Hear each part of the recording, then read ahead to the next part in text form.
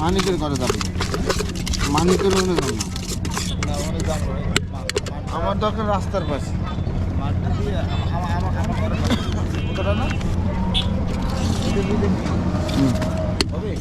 আমার ঘরের লোক তোমার এইটা আমার ঘরের লোক হ্যাঁ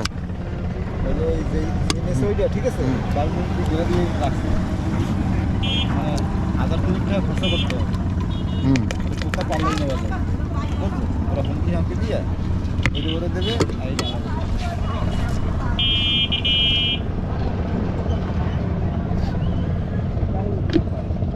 কয়টা না পরে